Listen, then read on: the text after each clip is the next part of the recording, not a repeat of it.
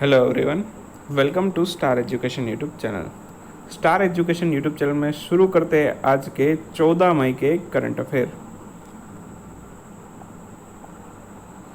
सबसे पहला प्रश्न आज के वीडियो में, भारत ने हाल ही में कोविड-19 के एंटीबॉडी परीक्षण के लिए एक स्वदेशी किट विकसित की है। इस किट का नाम क्या है? तो हाल ही में भारत ने एक एंटीबॉडी परीक्षण किट विकसित की थी। इसका नाम है कोविड कवच एलिसा। कोविड कवच एलिसा भी बोल सकते हो, कोविड कवच एलाइस भी बोल सकते हो, तो जो भी आप प्रोनाउंसिएट करो।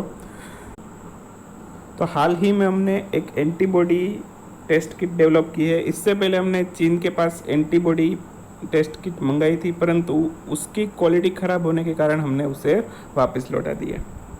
ये जो टेस्ट किट है ये किसके द्वारा डेवलप की गई है? हमने जो अभी टेस्ट किट बनाई है एंटीबॉडी परीक्षण किट, ये डेवलप की गई थी नेशनल इंस्टीट्यूट ऑफ वायरोलॉजी जो पुणे में है।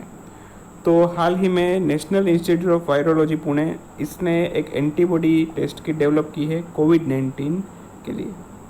इसका नाम रखा है कोविड कवच एलाइस। इसका पूरा नाम भी आपको एग्जाम में पूछ सकते हैं, तो पूरा नाम भी आपको याद रखना है, एंजाइम लिंक्ड इम्यूनोसॉर्बेंट एसे। अगेन रिपीट करता हूँ, एलाइस का पूरा नाम एंजाइम लिंक्ड इम्यूनोसॉर्बेंट एसे। तो काफ़ी बार ऐसा पूरा नाम भी पूछ सकते हैं एग्जाम में, और टेस्ट किट का नाम भी आपको पूछ सकते हैं, कि दोनों आपको याद रखना है। अब एक और इम्पोर्टेंट क्वेश्चन, इससे कौन सा एंटीबॉडी है जो हमारे शरीर में है वो डिटेक्ट किया जाएगा?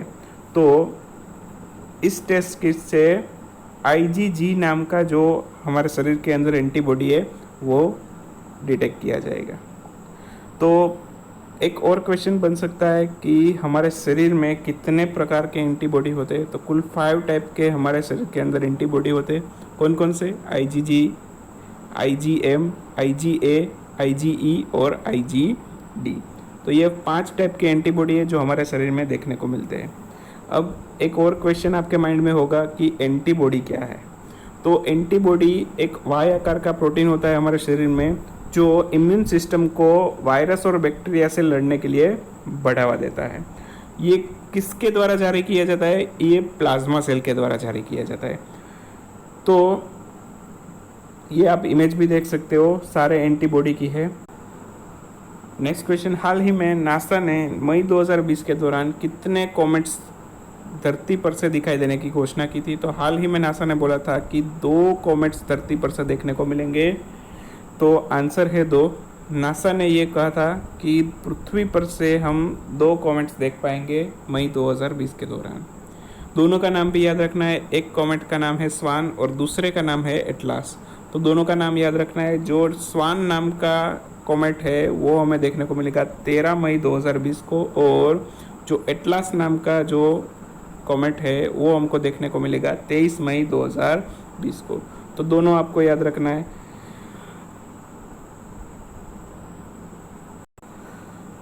अब ये दोनों कॉमेट्स के बारे में 2 इम्पोर्टेंट चीज़ें हैं, तो ये आपको याद रखनी है। सबसे पहले तो बात करता हूँ स्वान नाम के कॉमेट के बारे में। तो इसकी जो खोज है ये अप्रैल 2020 में ही हो चुकी थी। मिशेल मेटियाज नाम के खगोलविद ने इसकी खोज की थी। और दूसरा है एटलास। एटलास के बारे में भी नासा ने एक इम्पोर्टेंट अनाउंसमेंट की है कि ये जो कॉमेट है ये कई टुकड़ों में बढ़ चुका है। अभी तक इसके 30 से ज़्यादा टुकड़े हो चुके हैं। तो आप इमेज में देखोगे तो ये नासा के सारे टेलीस्कोप से ली गई है। तो ये जो दोनों इमेज है ग्रीन वाली, ये स्वान नाम के कॉमेट की है, और ये जो है एटलास नाम के कॉमेट की है। तो दोनों आपको इमेज जो नासा के हबल स्पेस टेलीस्कोप से ली गई है। नेक्स्ट क्वेश्चन, हाल ही में किस पैरा एथलीट खिलाड़ी ने संन्यास की घोषणा की है? तो अभी अभी दीपा मलिक, उन्होंने अपने संन्यास की घोषणा की है। तो ऑप्शन ए हमारा आंसर है। अगर आपको पता हो तो पैरा एथलीट खिलाड़ियों का नाम भी पता हो तो भी आप यहाँ से 2 ऑप्शन तो ऐसे इरेज कर सकते हैं। एक तो द्युति चंद और साक्षी मलिक, ये दोनों तो पैरा एथलीट खिलाड़ी नहीं है, तो ऐसे ही आपका 50-50 ऑप्शन हो जाएगा। अब दीपा मलिक की बात हुई है तो थोड़ा उनके बारे में भी जान लेते हैं। दीपा मलिक अभी अभी उन्होंने अपनी सेवानिवृत्ति की घोषणा की थी, तो उन्होंने जो ब्राज़ील के रियो डी जेनेरियो शहर है उसमें जो पैरा ओलंपिक गेम्स हुए थे उसमें शॉट पुट की खेल में रजत पदक जीता था। जो ब्राज़ील के रियो डी जेनेरियो शहर में जो पैरा ओलंपिक हुए थे वो कब हुए थे? 2016 में। तो उसमें उन्होंने रजत पदक यानी कि सिल्वर मेडल जीता था। अर्जुन अवार्ड भी उन्हें मिला है 2012 में। पद्मश्री पुरस्कार भी मिला है 2017 में। और राजीव गांधी खेल रत्न पुरस्कार भी उनको मिला है 2019 में। राजीव गांधी खेल रत्न पुरस्कार ये एक और खिलाड़ी को दिया गया था, उसका नाम क्या है वो आपको कमेंट में लिखना है। अर्जुन अवार्ड, इसकी शुरुआत कब हुई थी? अर्जुन अवार्ड की शुरुआत हुई थी 1961 में। पद्मश्री की शुरुआत हुई थी 1954 में। और राजीव गांधी खेल रत्न पुरस्कार इसकी शुरुआत कब हुई थी वो आप मुझे कमेंट में लिख के बताएंगे। हाल ही में अक्षय ऊर्जा मंत्रालय के नए सचिव कौन बने हैं? हाल ही में अक्षय ऊर्जा मंत्रालय के नए सचिव बने इंदु शेखर चतुर्वेदी। तो ऑप्शन सी हमारा आंसर है। इंदु शेखर चतुर्वेदी हाल ही में अक्षय ऊर्जा मंत्रालय यानी कि नवीनीकरण मंत्रालय के नए सचिव के रूप में नियुक्त हुए। सचिव किसे बोलते हैं? जो भी मंत्रालय है उसका सबसे ऊपर का आईएएस अधिकारी, उसे बोलते हैं सचिव। तो इंदु शेखर चतुर्वेदी हाल ही में नवीनीकरण मंत्रालय के नए सचिव नियुक्त हुए। वे 1987 के आईएएस अधिकारी थे और झारखंड कैडर के थे। तो ये दोनों चीज़ें भी आपको याद रखनी है। कई बार एग्जाम में पूछा जाता है कि वे कौन सी बैच के आईएएस अधिकारी थे, तो 1987 के बैच के आईएएस अधिकारी थे और झारखंड कैडर के थे। अब अभी जो भी हाल ही में नए नए सचिव नियुक्त हुए ये सारे मैंने एक टेबल में लिख दिए, तो ये आपको आने वाली जो भी एग्ज़ाम है उसमें काफ़ी यूज़फुल होंगे। तो सबसे पहले बात करते हैं एमएसएमई मंत्रालय, इसके नए सचिव नियुक्त हुए अरविंद कुमार शर्मा। 1988 के आईएएस अधिकारी है गुजरात कैडर के। रोड ट्रांसपोर्ट एंड हाईवे मंत्रालय, इसके नए सचिव बने हैं गिरधर अरमाने। ये भी 1988 के नए सचिव बने हैं आंध्र प्रदेश कैडर के। महिला एवं बाल विकास मंत्रालय के नए सचिव बने अजय तिर्की। 1987 के आईएएस अधिकारी है और मध्य प्रदेश कैडर के हैं। यूथ अफेयर्स एंड स्पोर्ट्स के नए सचिव बने रवि मित्तल। 1986 के आईएएस अधिकारी थे बिहार कैडर के। शिपिंग मंत्रालय के नए सचिव बने संजीव राजन। 1985 के आईएएस अधिकारी है त्रिपुरा कैडर के। और लास्ट बात करूँ तो आर्थिक सचिव नए नियुक्त हुए तरुण बजाज। 1988 के आईएएस अधिकारी है और हरियाणा कैडर के। मेरे ख्याल से सारे जो नए नियुक्त हुए मैंने सारे कवर कर लिए। अगर कोई भी छूट गया हो तो आप कमेंट में लिख सकते हैं, जिससे आने वाले वीडियो में अगर अपडेट कर सकूं। हाल ही में किस देश की टेलीस्कोप ने PKS 201455 नामक आकाशगंगा की उच्च गुणवत्ता वाली छवि को कैप्चर किया? तो ये देश का नाम है साउथ अफ्रीका। ऑप्शन डी हमारा आंसर है। साउथ अफ्रीका के टेलीस्कोप है जिसने ये आकाशगंगा की छवि को कैप्चर किया है। प्रश्न यहाँ से भी निकल सकता है कि इस टेलीस्कोप का नाम क्या है। तो ये टेलीस्कोप है, इसका नाम है मीरकट। मीरकट का नाम का टेलीस्कोप है जो साउथ अफ्रीका में है, उससे ये आकाशगंगा की छवि कैप्चर की गई थी। 2016 में इसकी स्थापना हुई थी और ये एक रेडियो टेलीस्कोप है। अब बात करते हैं आज के क्विक न्यूज़।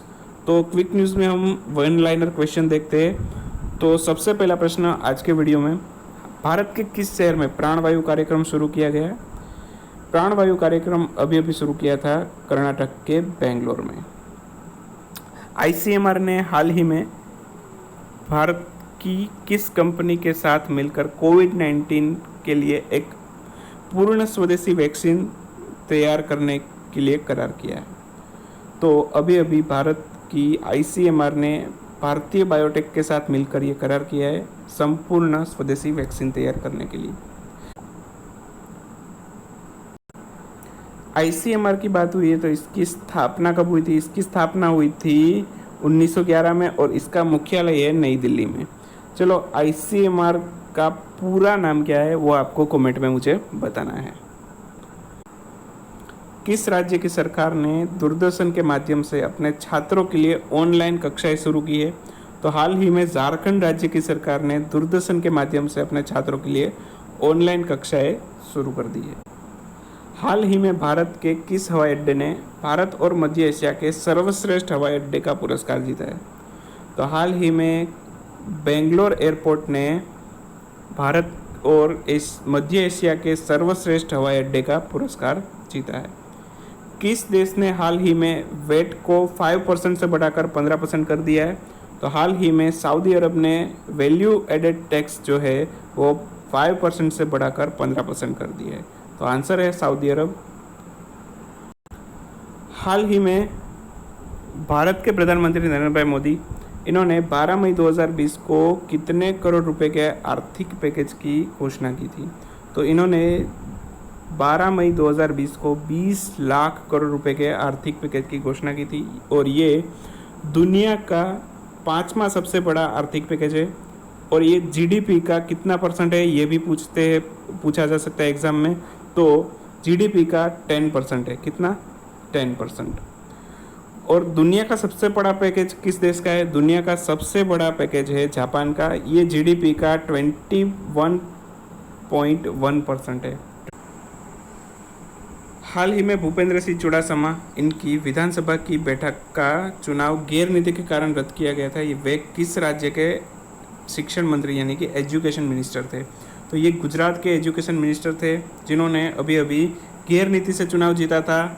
2017 में चुनाव जो हुए थे विधानसभा के, उसमें उन्होंने गैर नीति से चुनाव जीता था। तो अभी अभी उसकी जो विधानसभा की बैठक है उसका चुनाव रद्द किया गया है। तो गुजरात के एजुकेशन मिनिस्टर थे।